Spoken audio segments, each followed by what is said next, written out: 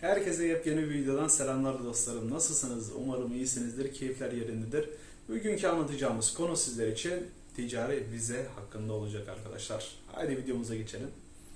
Değerli arkadaşlar, videomuza geçmeden önce lütfen kanala abone olmayı ve beğeni butonuna basmayı unutmayın. Arkadaşlar, ticari vize nedir ve ticari vizeden kimler yararlanabilir konusundan bahsetmek istiyorum.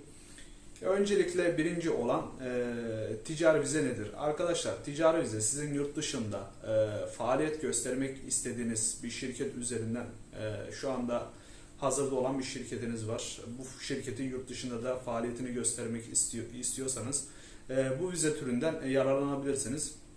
Ya da herhangi bir şirket sahibi değilseniz ama yurt dışında şirket kurmak istiyorsunuz ve ticari vizeden yararlanmak istiyorsanız bu da mümkündür arkadaşlar. Arkadaşlar, şimdi yapılması gereken iki tane konu var. Buna nasıl başvuru yapılabilir? İki tane yol izlenebilir bu konuyla ilgili. Birinci konu, ben kendim üzerinden bahsetmek istiyorum. Bizim yaptığımız şekilde ama diğer firmalar da hemen hemen aynı şekilde de yapabilir. Arkadaşlar, eğer bir pasaportunuz varsa pasaportunuz üzerine vekalet vererek ve iş sözleşmesi yapılarak sizlere şirket kurulumu yapılır. Sonrasında da şirket kurulumu yapıldıktan sonra bu şirketin üzerinden sizlere davet oluşturulur arkadaşlar.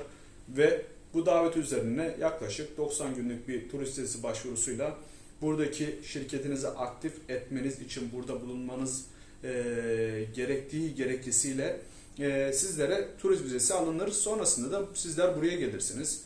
Örnek veriyorum, bir restoran işletmesi açmak istiyorsunuz, inşaat firması kurmak istiyorsunuz vesaire vesaire. Artık her türlü konuda aklınıza gelebilecek her türlü konuda şirket açabilirsiniz arkadaşlar. Arkadaşlar, şirketten şirkete değişebilir. Bazı şirketlerde lisans alınması gerekir, bazı şirketlerde alınmasına gerek yoktur.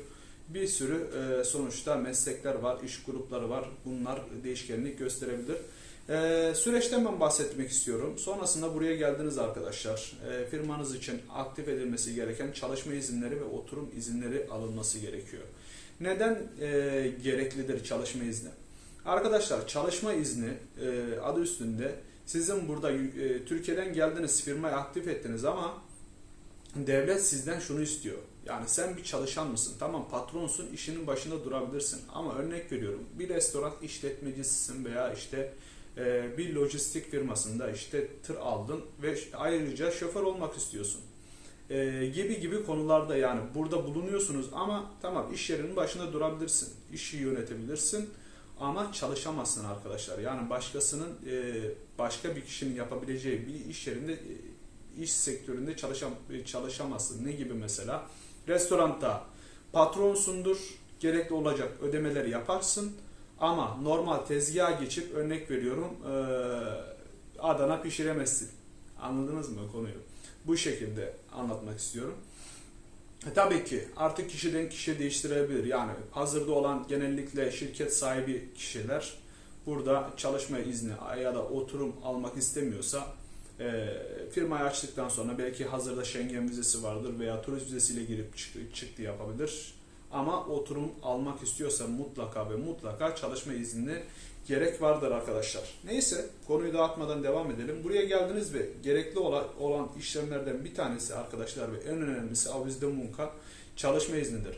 Şirket sahibi kişi çalışma iznine başvuru yapar, gerekli evrakları imzalattıktan sonra ortalama 30 ve 45 iş günü içerisinde de çalışma izni çıkar arkadaşlar. Çalışma iznini çıkarttıktan sonra tabii ki oturma almak istiyorsanız oturum, bir senelik oturum, ilk başta şirketinizi yeni açıldığı için bir senelik oturuma başvuru yapabiliyorsunuz ama ilerleyen süreçte tabii ki bu 5 senelik oturuma da başvuru yapabilirsiniz. Tabii ki artık bu değişkenlik gösterebilir. Yaptığınız iş, artık kestiğiniz faturalar vesaire vesaire, bunlar tabii ki etken bu konuda.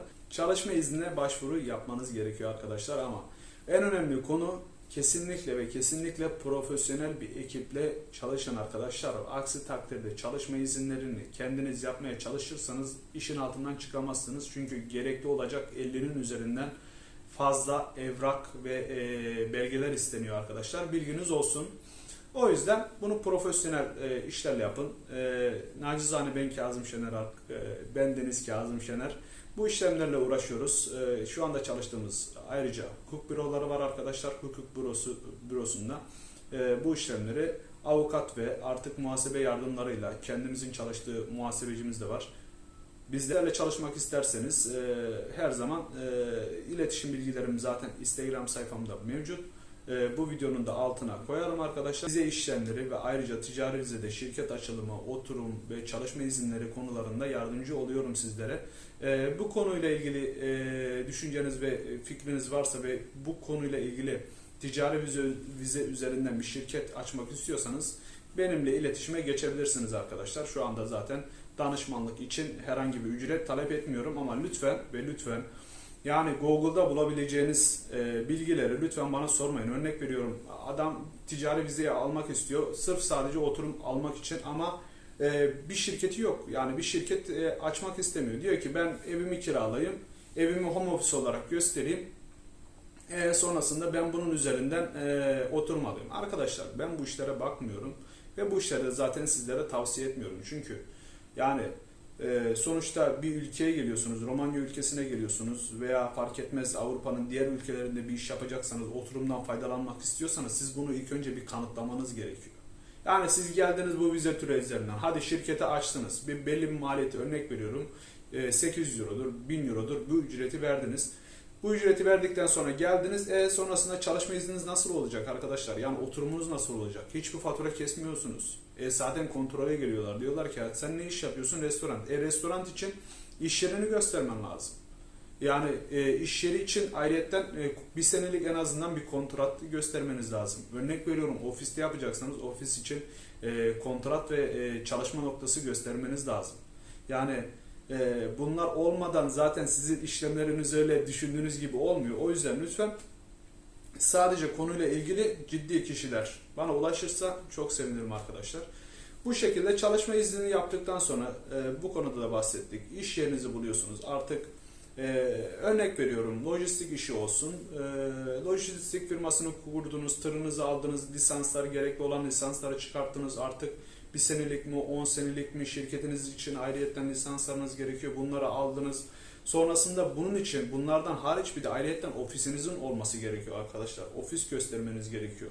Yani tabii ki bazı şirketler bunu şu şekilde yapabiliyor. Avukatın adresini gösterebiliyor. Avukatın adresini göstermek arkadaşlar açıkçası pek bir şey ifade etmiyor. Tabii ki, çünkü şirketinizi kurarken avukatın adresi gerekli. 3 aylık bir süreçte, ama sonuçta iş yapacaksanız avukatın adresinde iş yapamayacağınız veya muhasebecinizin adresinde iş yapamayacağınız için bu sadece belli bir süreçlik olur. Ama kontrolcüler vesaireler geldiği zaman sizlerden şunu talep edebilir arkadaşlar. Yani sizin kontratınız nerede? Sonuçta avukatın bürosunda iş yapmayacaksınız. Yani gibi bu konular teknik bilgiler arkadaşlar. Ulaşmak isterseniz her zaman bana sorabilirsiniz. Avukatın adresinden arkadaşlar sadece şirketinizi açabilirsiniz. Gerekli olan yani birkaç aylık dönemde sadece bu adresi kullanarak işlem yapabilirsiniz. Genel itibariyle bir iş yeri çalıştıracaksanız arkadaşlar mutlaka ve mutlaka sizlerden kontratlar isteniliyor. Ve sonrasında da oturumunuza başvuru yapıyoruz arkadaşlar. Oturumda yaklaşık arkadaşlar başvurduktan sonra da yaklaşık 1,5 ile 3 ay arasında oturum kartınızı elinize alabiliyorsunuz. Bükreş bazlı olduğu için Bükreş'ten başvurular biraz daha gecikebiliyor. Ama çalışma izinlerinde bizler sizlere profesyonel bir şekilde en hızlı nasıl çıkartılır bu konu hakkında zaten bilgileri telefondan verebilirim. Bu şekilde arkadaşlar lütfen sadece video ile ilgilenen, yani bu ticari vize ile ilgilenen kişiler, firma sahipleri veya gerçekten firma kurmak isteyen kişiler iletişime geçerse çok sevinirim. Beni dinlediğiniz için çok teşekkür ederim arkadaşlar. İlerleyen videolarda görüşmek üzere. İlerleyen videolarda bol bol zaten video yapacağız. Kendinize iyi bakın. Allah'a emanet olun arkadaşlar. Görüşmek üzere.